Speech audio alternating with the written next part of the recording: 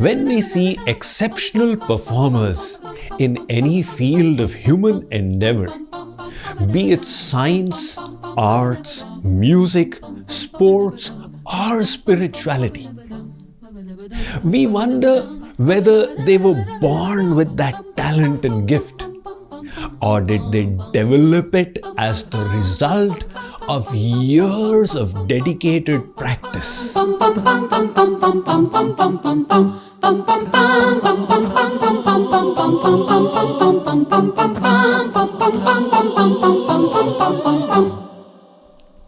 On the topic of gifted people, the first name that comes to mind to most is that of Wolfgang Amadeus Mozart, who at the age of 4 was proficient in many musical instruments, and at the age of 7 undertook a tour of Europe that etched his name in the minds of people as an all-time legend in music.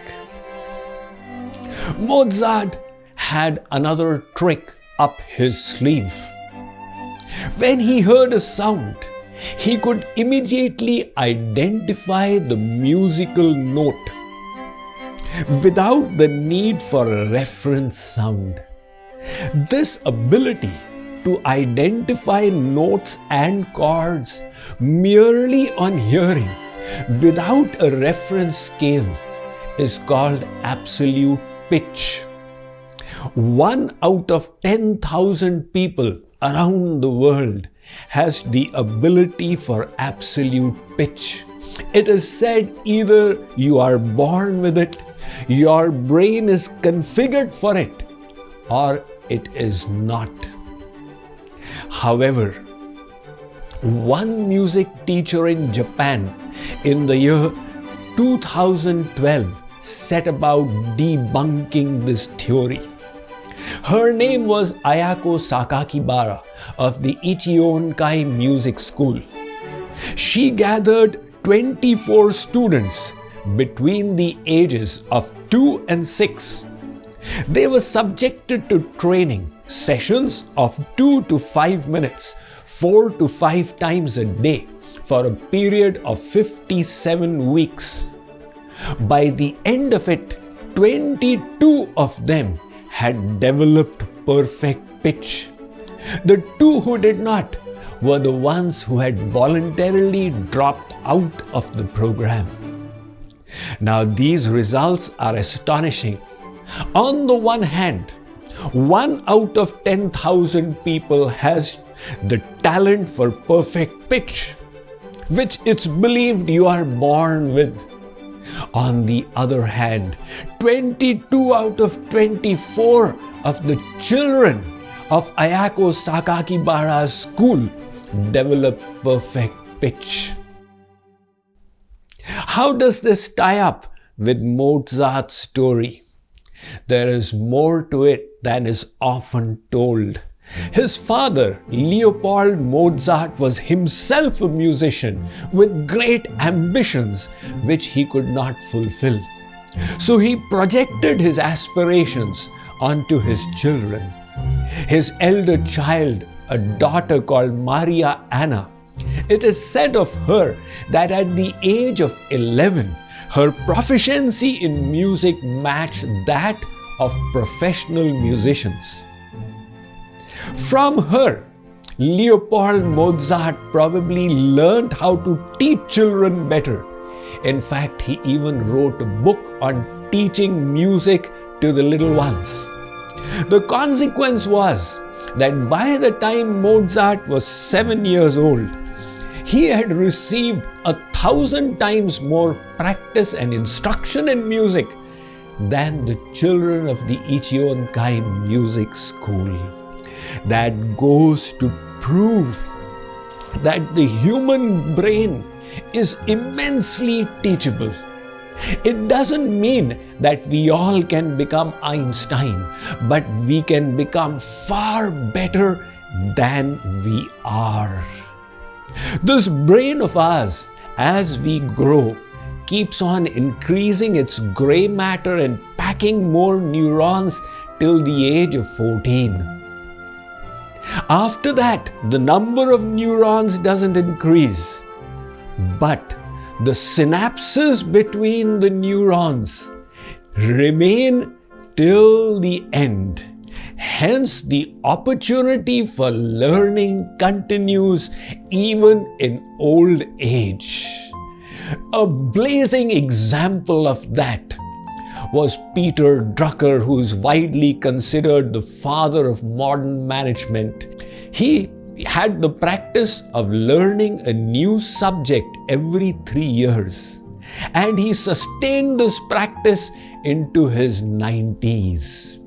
Now, little children between the age of 2 and 6 have 50% more synapses than adults, and that is why the little ones have the amazing ability to pick up a language merely by hearing, which we don't. But we too, with practice, can learn much. Our Vedic philosophy says that even if Mozart was born with a gift, it was the consequence of his practice in previous lives. Nobody can achieve talent and mastery without practice in this life or the past ones. Chanakya Pandit gives a disclaimer there. In his Chanakya Niti, he states, Utsahavatam shatravopi vashi bhavanti nirutsaha daivam patita. You may have been born with great talent, but if you don't practice, you will squander it all away. And no matter how poor your skill in any field, if you put in sufficient effort, you will be able to master it. In my latest book, 7 Divine Laws to Awaken Your Best Self, I have explained that people are of 2 mindsets. Those of the growth mindset who believe that they can improve with sufficient effort. And then there are those with the fixed mindset. How do they think? Let me read out to you from the book. Many people are of the fixed mindset. They believe their skills are determined by destiny or circumstance, and they cannot be developed any further. Thus, they do not toil to enhance their competencies. When progress is decided by fate, then why should we try? Thinking along these lines, they remain stuck in mediocrity all their life. In this way, they squander away their immense human potential. Most importantly now, the biggest calamity is not the waste of natural resources. The biggest calamity in the world is the waste of human resources, the untapped capacity of people with the fixed mindset. Consequently, the biggest global progress could happen if such people could change their attitude to the growth mindset. If we wish to learn to live a life of purpose and accomplish anything of value, we must reject the tiniest vestige of the fixed mindset from within our thoughts and develop the growth mindset. We will continue this discussion on the purpose of life in the next episode of the 21 episode series.